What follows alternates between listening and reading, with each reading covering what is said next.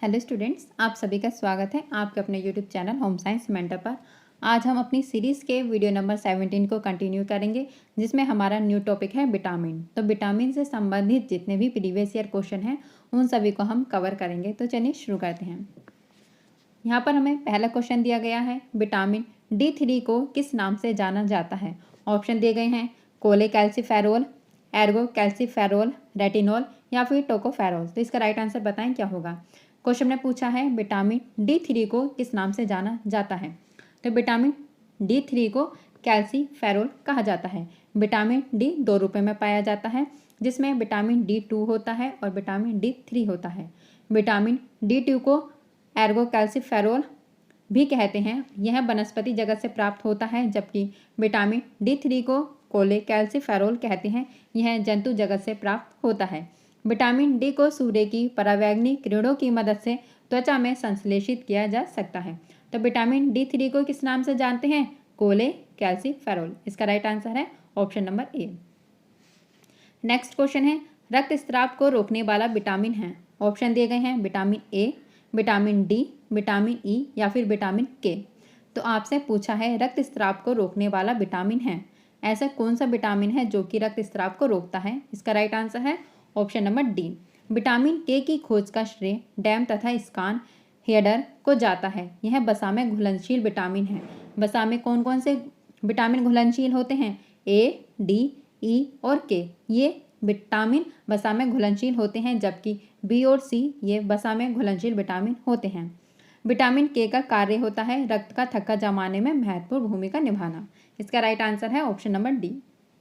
Next question है, colostrum में अधिक मात्रा में पाया जाता है। ऑप्शन दिए गए हैं विटामिन ए, विटामिन बी, खनिज या फिर लौह तत्व। तो आपको बताना है कोलेस्ट्रम में क्या अधिक मात्रा में पाया जाता है। इसका राइट आंसर है option number A, vitamin A. Colostrum में विटामिन ए अधिक मात्रा में पाया जाता है। माँ के स्तनों से प्रारंभ के 2 दिन में जो गाढ़ा पीला रंग का तरल पदार्थ निकलता है उसे कोलेस्ट्रम कहते हैं। ध्यान रखना है, जो माँ के स्तन से शुरू के 2 से 3 दिन का जो गाढ़ा पीला पदार्थ निकलता है उसे क्या कहते हैं, उसे कोलेस्ट्रम कहते हैं। आपसे डायरेक्ट इसका नाम भी पूछ लिया जाता है। इसमें खनिज लवण, वसा, प्रोटीन का अनुपात अधिक मात्रा में होता है, जो कि शिशु के शरीर में प्रतिरक्षा का निर्माण करता है। यह शिशु की पाचन शक्ति को बढ़ाता है तथा शिशु में रोग प्रतिरोधक क्षमता को भी बढ़ाता है। तो इसका राइट आंसर है ऑप्शन नंबर ए। कोलेस्ट्रम में अधिक मात्रा में विटामिन ए पाया जाता है। इंपॉर्टेंट है, ध्यान रखना है। नेक्स्ट क्वेश्चन है, किस तत्व में पाए जाने के कारण विटामिन नाम दिया गया। विटामिन में ऐसे क्या तत्व है जिसके कारण इसे विटामिन नाम दिया गया। ऑप्शन है कार्बन, हाइड्रोजन, नाइट्रोजन या फिर ऑक्सीजन। तो इसका राइट आंसर है ऑप्शन नंबर सी। नाइट्रोजन तत्व पाए जाने के कारण इसे विटामिन नाम दिया गया। विटामिन शब्द बीटा प्लस अमीन से मिलकर बना है। इसकी खोज किसने की थी, विटामिन की खोज कैशमियर फंक ने की थी। आपसे डायरेक्ट क्वेश्चन भी पूछा जाता है कि विटामिन की खोज किसने की, तो विटामिन की खोज कैशमियर फंक ने की थी। इसका राइट आंसर है ऑप्शन नंबर सी, नाइट्रोजन। साबुत अनाज किस विटामिन के महत्वपूर्ण स्रोत होते हैं। साबुत अनाज में कौन सा विटामिन पाया जाता है, vitamin B, vitamin A, vitamin E या फिर विटामिन सी। आप बताएं साबुत अनाज में कौन सा विटामिन पाया जाता है। इसका राइट आंसर है option number A, vitamin B साबुत अनाज में पाए जाते हैं। साबुत अनाज वाले खाद्य पदार्थ में एक बाहरी खोल होता है, जिसमें भूसी, चोकर, ब्रान ये सभी जो है विटामिन अनाजों की बाहरी परत में पाए जाते हैं। साबुत अनाज में रेशा प्रचुर मात्रा में होता है। सभी साबुत अनाजों में अघुलनशील फाइबर पाए जाते हैं, जो कि पाचन के लिए बेहतर होते हैं। अगर किसी व्यक्ति को कब्ज होता है तो वह इन रेशे वाले भोज्य पदार्थ का सेवन करें, जिससे कि उसके शरीर में कब्ज की प्रॉब्लम दूर हो जाती है। तो इसका राइट आंसर है ऑप्शन नंबर ए। साबुत अनाज में विटामिन बी पाया जाता है, जो कि रेशे से भरपूर होता है। नेक्स्ट क्वेश्चन है, विटामिन ए की कमी के लक्षणों को सही क्रम में व्यवस्थित कीजिए। तो यहाँ पर आपको विटामिन ए की कमी से होने वाली डिसीज़ के नाम दिए गए हैं, उन्हें आपको एक क्रम में बताना है। ऑप्शन है रतौंधी, क्रेटिकरण, जीरोप्थैल्मिया या फिर क्रेटोमलेशिया। तो देखें, जो विटामिन ए की जब शरीर में कमी हो जाती है तो जो सबसे पहला लक्षण प्रकट होता है उसे कहते हैं रतौंधी। तो सबसे पहले आंखों में रतौंधी हो जाता है, फिर रतौंधी के बाद जो आपको दूसरा लक्षण मिलता है वो है ज़ीरोफ्थैल्मिया। तो कौन सा लक्षण मिला आपको? रतौंधी, फिर ज़ीरोफ्थैल्मिया। ज़ीरोफ्थैल्मिया के बाद जो लक्षण प्रकट होता है उसे क्रेटिकरण कहते हैं, और उसके बाद क्रेटोमलेशिया लक्षण मिलता है। तो ये क्या है? ये विटामिन ए की कमी से होने वाले लक्षण के क्रम है। तो इसका राइट आंसर है ऑप्शन नंबर डी। सबसे पहले आपको रतौंधी, फिर ज़ीरोफ्थैल्मिया, क्रेटिकरण एंड क्रेटोमलेशिया, ये विटामिन ए की लक्षण के सही क्रम हैं। ये इसी सीक्वेंस में आपको याद रखने हैं। तो इसका राइट आंसर था option number D. Next question है, यहाँ पर आपको सूची 1 और सूची 2 दी गई हैं। चलिए इसका मिलान कर लेते हैं। तो देखिए, सबसे पहले आप बताएं टोकोफेरोल क्या है। टोकोफेरोल का मतलब होता है विटामिन ई, और विटामिन ई को एंटी स्टेलिटिक विटामिन भी कहते हैं। क्या कहते हैं? विटामिन ई को एंटी स्टेलिटिक कारक भी कहते हैं। कैल्सीफेरोल, कैल्सीफेरोल क्या है? कैल्सीफेरोल होता है विटामिन डी के कारण। विटामिन डी का एक रूप है कैल्सीफेरोल। तो कैल्सीफेरोल होता है एंटी स्कॉर्ब्यूटिक कारक। कैल्सीफेरोल में क्या है? एंटी स्कॉर्ब्यूटिक कारक। एंड एक्यूराइन क्या है? एक्यूराइन होता है एंटी न्यूरिटिक कारक। ये ध्यान रखना है, एक्यूराइन क्या है? एंटी न्यूरिटिक कारक। एंड रेटिनॉल क्या है? रेटिनॉल होता है विटामिन ए। और विटामिन ए की कमी से आपको ज़ीरोफ्थैल्मिया रोग देखने को मिलता है। तो इसका राइट आंसर है, मतलब रेटिनॉल का हम मिलान करेंगे एंटी ज़ीरोफ्थैल्मिक कारक। तो ये यहाँ पर इसका सही मिलान है, टोकोफेरोल का एंटी स्टेलिटिक, कैल्सीफेरोल का एंटी स्कॉर्ब्यूटिक, एक्यूराइन का एंटी न्यूरिटिक एंड रेटिनॉल का एंटी ज़ीरोफ्थैल्मिक कारक। तो यहाँ पर इसका हमने मिलान करा तो सबसे पहला आया था 3, फिर 2, एक्यूराइन का फिर 4, फिर 5, 3, 2, 4 एंड 5। तो 3, 2, 4 एंड 5 आपको यहाँ पर आप इसकी जगह 2 कर लें। तो इसका राइट आंसर है option number D. Tocopherol anti स्टेलिटिक कारक, कैल्सीफेरोल एंटी स्कॉर्ब्यूटिक कारक, एक्यूराइन एंटी न्यूरिटिक कारक, रेटिनॉल एंटी ज़ीरोफ्थैल्मिक कारक। इसका राइट आंसर है option number D. Next question है, विटामिन B12 की कमी से होने वाली रक्तहीनता कहलाती है। ऑप्शन दिए गए हैं megaloblastic anaemia, pernicious anaemia, sickle cell या फिर माइक्रोसाइटिक एनीमिया। ये इंपॉर्टेंट क्वेश्चन है, आपसे काफ़ी बार एग्जाम में पूछा गया है। तो आपको बताना है विटामिन B12 की कमी से कौन सी एनीमिया होती है। तो विटामिन B12 की कमी से पर्नीशियस एनीमिया होती है। अगर आप इसमें कंफ्यूज होते हो कि विटामिन B12 की कमी से, फोलिक एसिड की कमी से कौन कौन सी एनीमिया होती हैं, तो देखिए हम बताएं आपको कि विटामिन B12 मीन्स 12 क्लास है। 12 क्लास में क्या होता है? 12 क्लास में पास होना होता है। 12th क्लास में पास होना होता है। तो 12 से आप पर्नीशियस एनीमिया याद रखना, इसे आप कनेक्ट कर लेना। विटामिन B12 मीन्स 12 क्लास में पास होना होता है। तो विटामिन B12 से है पर्नीशियस एनीमिया। और मेगाब्लास्टिक एनीमिया किससे होती है? मेगाब्लास्टिक एनीमिया होती है फोलिक एसिड से। तो इसका राइट आंसर है option number B, vitamin B12 pernicious anaemia. Next question है, कौन सा रोडोप्सिन का घटक है? ऑप्शन है vitamin A, calcium, vitamin D या फिर लौह तत्व।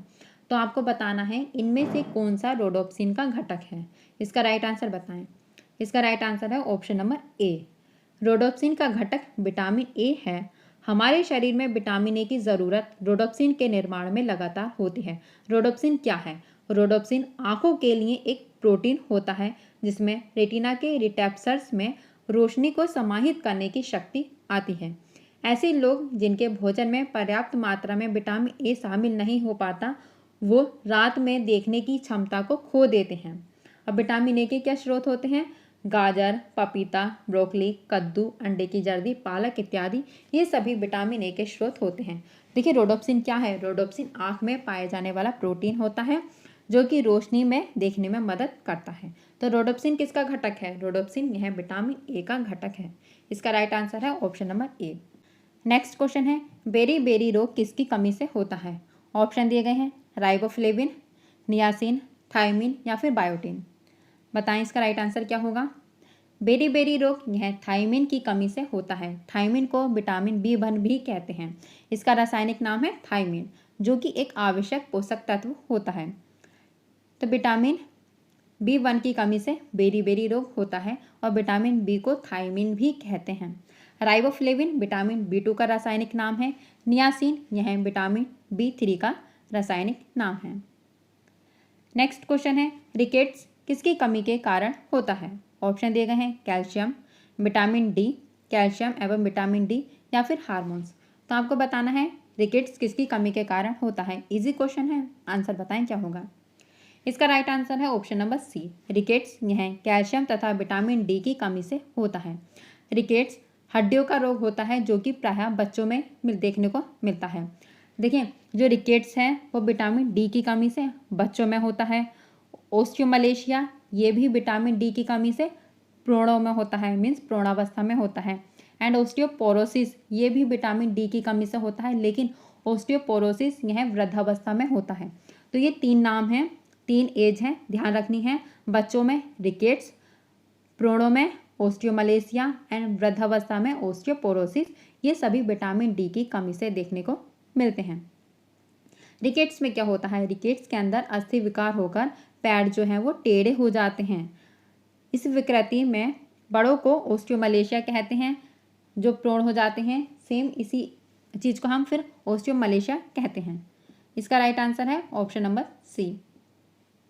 नेक्स्ट क्वेश्चन है, फोलिक अम्ल को निम्न में से किसमें वर्गीकृत किया गया है? ऑप्शन है वसा में घुलनशील विटामिन, खनिज लवण, विटामिन बी कॉम्प्लेक्स, पॉक्सीमेंट प्रिंसिपल्स। तो यहाँ पर बताएं जो फोलिक अम्ल है वो किसके अंतर्गत आता है? फोलिक अम्ल यह विटामिन बी कॉम्प्लेक्स का पार्ट है। फोलिक अम्ल को विटामिन B9 भी कहते हैं। फोलिक अम्ल को विटामिन बी कॉम्प्लेक्स में वर्गीकृत किया गया है। इसे विटामिन B9, फोलिसिन या फोलेट के नाम से भी जानते हैं। इसकी कमी से एनीमिया हो जाता है। कौन सा एनीमिया बताएं? फोलिक अम्ल की कमी से कौन सा एनीमिया होता है? फोलिक अम्ल की कमी से मेगाब्लास्टिस एनीमिया होता है। इसका राइट आंसर है ऑप्शन नंबर बी, फोलिक अम्ल यह विटामिन बी कॉम्प्लेक्स का एक भाग है। नेक्स्ट क्वेश्चन है, दिए गए पदार्थों में यह एंटीऑक्सीडेंट की तरह भी कार्य करता है। ऑप्शन है विटामिन ई, फास्फोरस, लौह तत्व या फिर सभी विकल्प सही हैं। तो आपको बताना है ऐसे कौन सा विटामिन है जो कि एंटीऑक्सीडेंट की तरह कार्य करता है।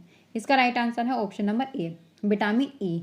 Vitamin A, vitamin C and vitamin E ये 3 विटामिन ऐसे हैं जो कि एंटीऑक्सीडेंट की तरह कार्य करते हैं। एंटीऑक्सीडेंट क्या हैं?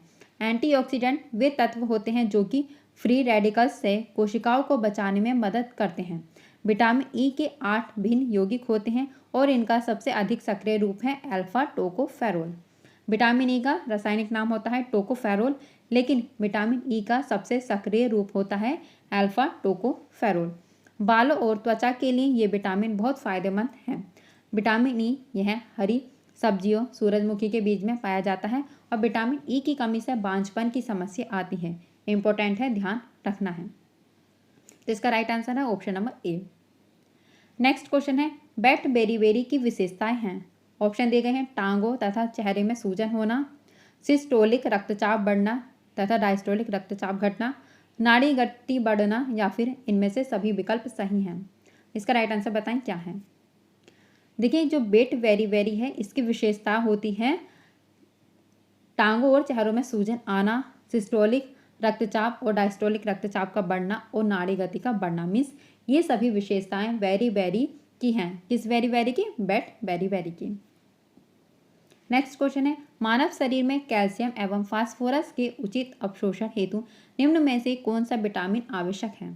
ऑप्शन दिए गए हैं vitamin A, vitamin C, vitamin D या फिर विटामिन के। तो आपसे क्वेश्चन में क्या पूछा है? आपसे पूछा है मानव शरीर में कैल्शियम तथा फास्फोरस के उचित अवशोषण के लिए कौन सा विटामिन आवश्यक है? Number D. नेक्स्ट क्वेश्चन है, ड्यूडेनम में कैल्शियम के अवशोषण का प्रसार डैश द्वारा होता है। तो यहाँ पर कैल्शियम के अवशोषण का प्रसार पूछा है। ऑप्शन दिए गए हैं vitamin A, vitamin B, vitamin C या फिर विटामिन डी। कैल्शियम का अवशोषण बताना है, इजी क्वेश्चन है। इसका राइट आंसर है option number D, means vitamin D. Calcium और फास्फोरस का अवशोषण किसके द्वारा होता है? विटामिन डी के द्वारा होता है। इससे लास्ट क्वेश्चन भी सेम यही था, बस इसमें थोड़ा सा लैंग्वेज घुमा दी है। ड्यूडेनम में कैल्शियम के अवशोषण का प्रसार विटामिन डी द्वारा होता है। विटामिन डी का रासायनिक नाम क्या है? विटामिन डी का रासायनिक नाम है कैल्सीफेरोल। जितने भी विटामिन हैं उन सभी के रासायनिक नाम आपको याद होने चाहिए। यह विटामिन वसा में घुलनशील है। तो वसा में कौन कौन से विटामिन घुलनशील हैं? ए, डी, ई और के। तो इसका राइट आंसर क्या है? इसका राइट आंसर है option number D, vitamin D. Vitamin D यह सूर्य की किरणों में उपस्थित कोलेकैल्सिफेरॉल को विटामिन डी में परिवर्तित कर देता है। यह विटामिन शरीर की हड्डियों को मजबूती प्रदान करने के लिए आवश्यक होता है। इसकी कमी से रिकेट्स हो जाता है, बड़ों में ओस्टियोमलेशिया, जबकि वृद्धों में ओस्टियोपोरोसिस रोग हो जाता है। इसका राइट आंसर है option number D. Next question है, निम्नलिखित में से किस भोजन में विटामिन ए बहुतायत में पाया जाता है? ऑप्शन है गाजर, अमरूद, करौंदा या फिर इनमें से कोई नहीं।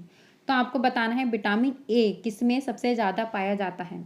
इजी क्वेश्चन है, सबको पता होगा, गाजर में सबसे ज़्यादा विटामिन ए पाया जाता है। तो इसका राइट आंसर है ऑप्शन नंबर ए, गाजर। विटामिन ए का रासायनिक नाम क्या है? बताएं। विटामिन ए का रासायनिक नाम है रेटिनॉल। नेक्स्ट क्वेश्चन है, धातुओं में विटामिन ए की मात्रा डैश के रूप में परिकल्पित की जाती है। इसका राइट आंसर बताएं क्या होगा? धातुओं में विटामिन ए की मात्रा यह रेटिनॉल गुणा 0.25 के रूप में वर्गीकृत की जाती है। इस क्वेश्चन को आपको डायरेक्ट याद करना है। तो आज के लिए इतना ही। अगर आपको ये वीडियो पसंद आई हो तो प्लीज़ वीडियो को लाइक करें, चैनल को सब्सक्राइब करें और अपने दोस्तों के साथ ज़रूर शेयर करें। मिलते हैं आपसे अगली वीडियो में। धन्यवाद।